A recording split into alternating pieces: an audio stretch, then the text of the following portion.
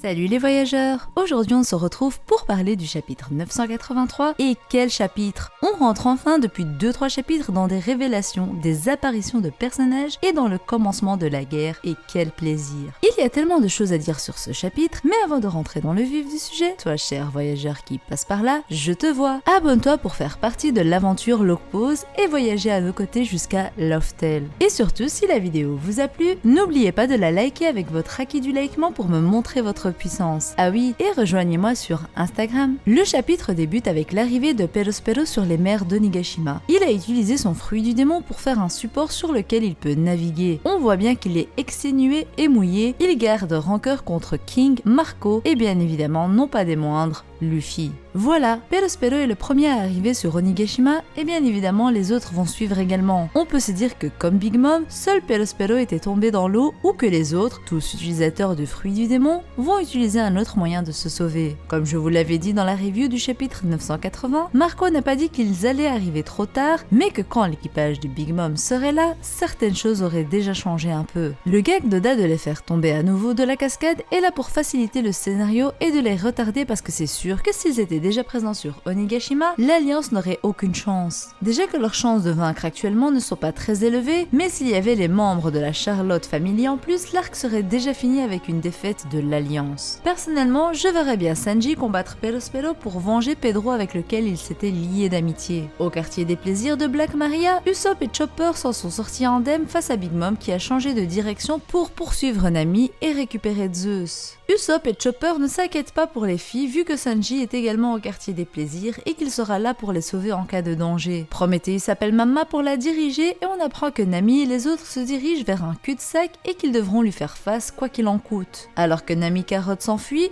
on apprend que Sanji est parti à la recherche de filles. Seulement beaucoup sautent à la conclusion que c'est vrai et disent être déçus de Sanji. Sauf que Sanji agit toujours de cette manière quand il se met de côté pour concocter un plan. Sanji est le stratège du groupe et on sait combien de fois il a été le sauveur des Mugiwara dans des situations périlleuses grâce à ses plans concoctés à l'avance. Son visage et le fait qu'il ait sa cigarette en bouche prouvent qu'il compte mettre un plan à exécution et selon moi son plan concerne Big Mom. Effectivement, ce dernier était rentré dans le quartier des plaisirs mais en était ressorti dégoûté et pour moi il avait pu apercevoir Big Mom, d'où le fait qu'il soit retourné dans le bâtiment malgré sa déception. Son but serait alors de mettre en place un plan pour pouvoir leur permettre d'échapper à Big Mom en la mettant hors jeu le temps d'un instant. Pourquoi pas ne pas utiliser la cuisine qui est son domaine et la chose favorite de Mama pour la mettre hors jeu à un moment. Je verrais bien Sanji en train de lui préparer un bon gâteau dans la cuisine du quartier des plaisirs pour l'attirer et ainsi pouvoir s'enfuir avec les filles afin d'aller sauver Momonosuke. Il pourrait utiliser son pouvoir d'invisibilité pour le sauver sans se faire remarquer avec l'aide également de Nami qui créerait un petit brouillard. En parlant de Momonosuke, Orochi a mis à bien son plan et il l'a attaché sur une croix comme le fut Yasue lors de son exécution. Momo est actuellement dans le pétrin, mais ça ne risque pas de durer longtemps. De son côté, Zoro combat des gifters au château qui étaient tous d'anciens capitaines pirates. Ils essaient de le convaincre de rejoindre le côté de Kaido et quelle erreur! Zoro n'a qu'un seul capitaine, Luffy, et jamais il ne lui tournera le dos, que ce soit lui ou encore un autre Mugiwara.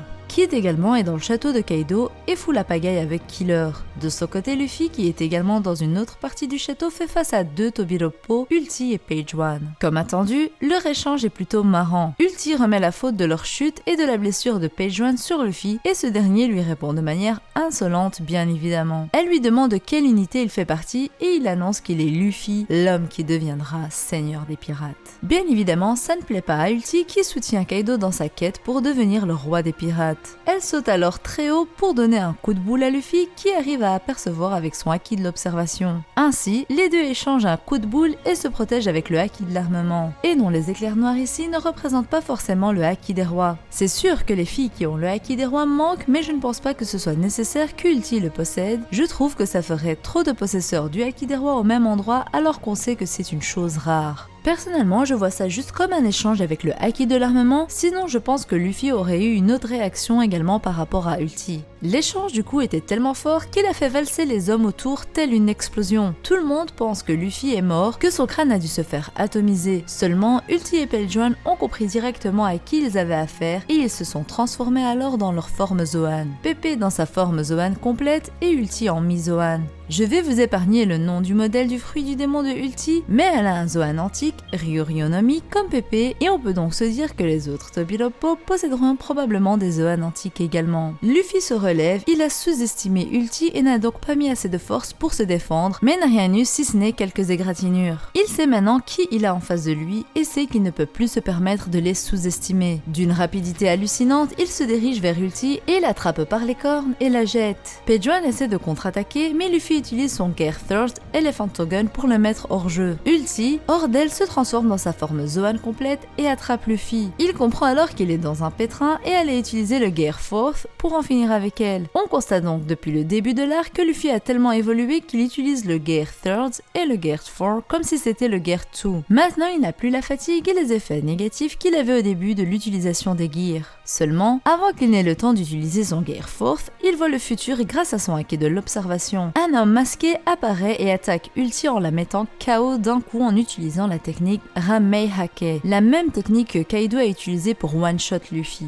Cet homme n'est nul autre que Yamato, le fils de Kaido. Les ennemis ne comprennent pas son acte et s'insurgent de son attaque envers Ulti. Yamato alors s'avance devant Luffy et on voit une grande différence de taille entre les deux. Il l'appelle par son prénom et on comprend donc qu'il le connaît de nom en tout cas. Il attrape Luffy et s'enfuit avec. Il s'excuse et dit qu'il ne lui veut aucun mal. Luffy ne sent aucune animosité de sa part mais lui explique qu'il est assez pressé là. Yamato lui dit alors l'avoir attendu durant tout ce temps et lui annonce qu'il est Yamato, le fils de Kaido. Une nouvelle qui choque Luffy bien évidemment. Yamato n'est pas du tout comme son père niveau caractère et maintes théories sur lui ont vu le jour. Et voici selon moi les possibilités le concernant. Vous rappelez-vous, dans une vidéo concernant Kaido et Big Mom, j'avais théorisé sur la dette qu'avait Kaido envers Big Mom. Et j'avais dit que possiblement Yamato, le fils de Kaido, était mourant et que Big Mom avait transféré son âme dans un autre corps pour lui permettre de vivre. Et malgré le fait que cette théorie soit assez folle, je l'aime particulièrement. Suite au chapitre, on aura pu constater que Yamato a le même vêtement que Oden et également des chaînes autour de ses mains comme en avait Oden le jour de sa mort. Et la taille de Yamato correspond également à la taille d'Oden Kozuki. De ce fait, je me demande si Big Mom n'a pas transféré l'âme de Yamato dans le corps d'Oden, d'où le fait que ce dernier ait des similitudes et qu'il cache son visage avec un masque. Bien évidemment, comme je le dis, la théorie en soi est folle, surtout qu'Oden a été ébouillanté et que Yamato n'a aucune trace de brûlure sur son corps. La possibilité la plus probable, alors que j'aime particulièrement, c'est tout simplement le fait que Yamato soit un admirateur de Oden. Il aurait été présent enfant lors des événements du passé et aurait vécu avec le peuple et aurait vu toute la misère que son père a causée. D'où son souhait de le destituer de sa position pour remettre le pays sur pied. Les chaînes seraient alors probablement une tentative de son père d'enfermer son fils et de ne pas le laisser s'enfuir, sauf que ça ne l'arrête pas vu sa puissance. Ou encore, il se peut tout simplement qu'il ait mis ses chaînes en guise de protestation contre son père. S'il ne s'enfuit pas, c'est pour la simple et bonne raison qu'il attendait Luffy. Mais alors une question se pose. Comment savait-il que Luffy viendrait? Pourquoi l'attendait-il? Bizarrement, Yamato attendait la venue d'un homme tout comme Tengu et tous les deux portent un masque. Ça ne me choquerait pas qu'il fasse partie d'une sorte de groupe de gens portant des masques à l'effigie des yokai japonais. Tenguyama porte le masque du Tengu, Yamato celui du Oni. On dit que dans les anciennes légendes, les Oni étaient des créatures bienveillantes qui chassaient les mauvais esprits et qui punissaient les criminels. Une des légendes les plus célèbres est celle de Momotaro dont justement est inspiré Momonosuke. Dans cette légende, des Oni terrorisaient la région dans laquelle il vivait. Il s'est donc rendu sur Onigashima pour aller les tuer. En route, il rencontra un chien, un faisan et un singe. Ici, le singe n'est nul autre que Monkey D. Luffy. Le faisan est Marco le Phénix. Le chien n'est actuellement représenté par personne, mais pourrait être représenté par Akainu Sakazuki ou plutôt par la marine sous ses ordres. Yams avait fait une vidéo à ce sujet il y a bien longtemps et elle est toujours d'actualité, donc n'hésitez pas à aller la voir. D'ailleurs, il faut noter que le caractère chinois pour signifier le mot Oni est traduit par le mot fantôme. Ainsi, le lien avec Oden n'est pas à mettre de côté selon moi, car Yamato représenterait le fantôme d'Oden Kozuki. Les Oni ont deux côtés dans les légendes. Pour certaines, ils représentent le mal et pour d'autres la protection. Et ce paradoxe peut être mis en parallèle avec Kaido et Yamato qui sont tous les deux représentatifs des Oni japonais mais qui ont deux symboliques différentes. Kaido de son côté représente le mal, l'ennemi, et Yamato quant à lui représente la protection, le bien. Sachant que pour beaucoup de japonais, porter un masque d'Oni est signification d'éloignement des mauvais esprits et de la malchance. Le masque que porte Yamato correspond au Hannya, le démon vengeur. Il est dit que dans le folklore japonais, ce type de yokai est représenté dans le théâtre No. Les Hannya ne sont nul autre que des femmes consumées par une jalousie destructive. C'est d'ailleurs le même masque que porte Kikunojo qui se sent femme et qui avait un lien spécial avec le théâtre de par le fait qu'elle et Izo étaient des danseurs de rue avant de rencontrer Oden. Mais alors, Yamato est-il en réalité une femme?